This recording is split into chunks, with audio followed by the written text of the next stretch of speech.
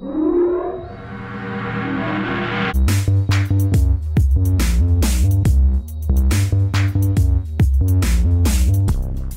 guys, welcome to my channel. Okay, so this is going to be just a really quick video. Article just came out that actually gives the score that Chris scored on the polygraph, because it's not in the discovery anywhere. I would try to look for it in the discovery. Like, what did he score? They never tell him like what the score is and what's normal or whatever. But this article that just came out, it actually says his score. He got a negative 18 in the polygraph test.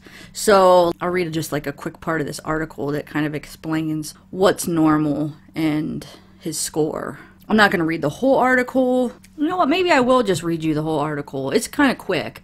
Okay, so over a year after Chris Watts murdered his pregnant 34-year-old wife Shanann Watts and their two daughters, 4-year-old Bella and 3-year-old Celeste, at their Frederick, Colorado home on August 13th, the horrifying crime continues to appall people across the world. Watts strangled Shanann at their home before driving her body, along with Bella and Celeste, to his worksite, where he smothered his daughters to death. He then buried Shanann's body in a shallow grave and dumped his daughters' bodies in oil tanks. The most shocking aspect for many, however, was how, after killing his entire family, Watts appeared on various local media outlets and made emotional pleas for information that would reunite him with them. Law enforcement and investigators had long suspected Watts' hand in the trio's disappearance, whether it was through his inconsistent stories or certain behavioral cues. He appeared oddly calm and composed, despite it being such a traumatic situation, and seemed emotionally uninvolved. The latest season of Oxygen's Criminal Confessions opens with a 90-minute special featuring the high-profile case that highlighted how lead investigators with the Colorado Bureau of Investigation and the FBI tirelessly worked to break down Watts' facade and got him to confess to the brutal murders. During his first interview, CBI agent Tammy Lee and FBI agent Graham Coder went at Watts for 3 hours, seemingly assuring him that they were still looking for the abductors while simultaneously lowering his defenses. While they had always had him down as the prime suspect, what convinced them of his guilt was his reaction to a photo of Bella and Celeste they showed him. Not only did he not react, but he also started talking about them in the past tense. They eventually got him to agree to take a polygraph test, which would prove to be the final nail in his coffin. In the test grading chart, a score of a positive 2 or higher meant that the person was telling the truth. A score of a negative 4 or lower meant they were lying. Watts was found to have scored a negative 18. The investigators cornered him with the results, and after initially becoming defensive, Watts gave in and confessed. He insisted at the time that it was Shanann who killed Bella and Celeste, and that he killed his wife in self-defense, but later recanted the statement and admitted to killing all three. On November 6 last year, Watts pleaded guilty to multiple parts of first-degree murder as a part of a plea deal with prosecutors that saw the death penalty removed from his sentencing. Shanann's family agreed to the request as they did not want to see any further deaths in the family. He was ultimately sentenced to 5 life sentences, 3 consecutive and 2 concurrent, without the possibility of parole. He also received an additional 48 years for the unlawful termination of his wife's pregnancy and 36 years for 3 charges of tampering with a deceased body. He is serving his sentence at the Dodge Correctional Institution, a maximum security prison in Waupun, Wisconsin. Okay, so that's that article, which, wow, a negative 18 then. I was always wondering, well, what he scored, because they don't tell him. You know, when you watch the video of the polygraph, they never really give him his score. They just say he failed, and then I always look for it when I'm going through the discovery, because I'm like, wonder what he scored. I mean, wonder how bad it was, or how the scoring even is. And so yeah, this article just came out. Thanks to Maybe for sending it to me. Thank you. So yeah, negative 18. Wow. So they say, wait, a score of positive 2 or higher meant that the person was telling the truth. A score of negative 4 or lower meant they were lying. And a negative 18, he was lying. Well, we know now, duh, but...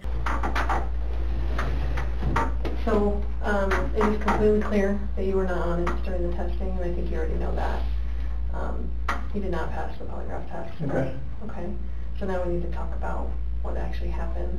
And I feel like you're probably ready to do that. I didn't lie to you on that polygraph, I promise. Chris, I Chris, know. stop. It's time. Just stop for a minute. Take a deep breath. I want you to take a deep breath right now.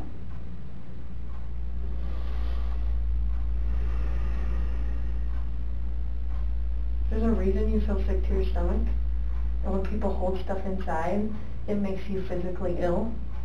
And I can just tell on your face, I could tell from the second you walked in that you were wanting to just come clean and just be done with this. And I appreciate that because you knew sitting down in that chair that you weren't going to pass today. And you knew I was going to find out because I told you that. And then you continued to stay knowing that you could, at the end, say, you know what? I just need to get this off my chest. Like, I just need to tell you what happened. We're not here to play games. We're not here to do any of that with you. We just want to know what happened. So can you start from the beginning and tell us what happened? Everything that I've told you, I did not lie on this polygraph. I don't know how much I could tell you right now. Like, I did not. It's not even an option right now because you did not pass the polygraph. So I know you were being deceptive. So that's not even an issue right now. The issue right now is what happened to Shanann, Bella, and Celeste. That's the issue right now. Okay. Okay. So let's talk about that. I've I know you want to tell us. I can see it in your face. Holding this lie in is going to do nothing for you. I know this. Like, Okay. I'm not like trying to like cover things up. Like, Yeah, but you kind of are because it's normal. Normal people would do that. Normal people that make a mistake initially are going to go, I don't know what you're talking about. I didn't do anything. That's normal. I would expect that. It's just like if you ask your kid, you know, did you write on the wall? And they go, no. And you're like, you have marker on your hand. Like, I know you just wrote on the wall. And they're like, oh, okay. That's a natural reaction that someone's going to initially lie about something like that and then eventually tell the truth. So this is your eventually telling the truth time. This is where the rubber meets the road, Chris. Like, don't let this continue any longer, please. I'm not trying to make anything continue. Like, I want them back home. Like, but you know they're not coming back home. You know that. I don't know in the back of my head. I hope they come back home. But you know they're not. I hope they come back home. Mm-hmm. And I don't know they're not coming back home. Chris, Tammy and I are confused, okay? And here's what we're confused about. I told you that we've done some work overnight. Yeah. I told you that we've got a lot of leads, okay? That wasn't a lie. I know. We know a lot more than you think we do, okay? And here's where we're confused. You're this great guy, and I'm not just telling you that, okay? I'm telling you that because everyone tells us that, okay? We can't find anyone to say anything bad about you. Chris is a great guy. He's a good father. He's a good man. We're confused as to why you're not taking care of your beautiful children. I'm not taking care of them right now. Right now. Where are they? I don't know where they're at.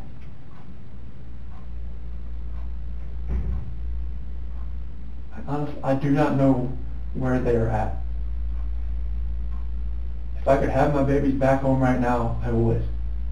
I want them back. I want everybody back.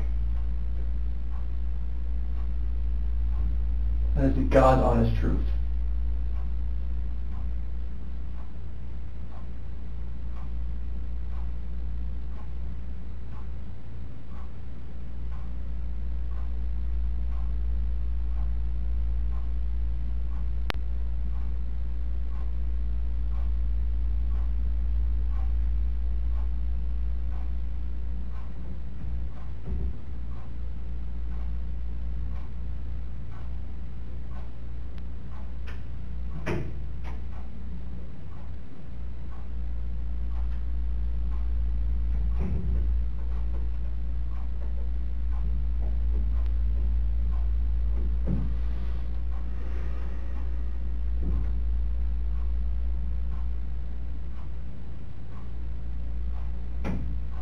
That is like the longest minute ever. Can you imagine? Chris is probably freaking out. They're just sitting there staring at him, and you could hear the clock ticking.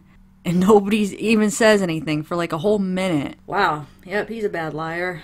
Well, we all know that. He's horrible at lying, and he's a big liar, but he's really bad at it. So, okay, so I just wanted to share that with you guys. Thank you again, maybe, for sending me that article this morning, because I probably wouldn't have seen it, at least maybe not today. So thanks so much for sending that to me. Alrighty, well, have a good day, everybody. I'll talk to you next time. Bye.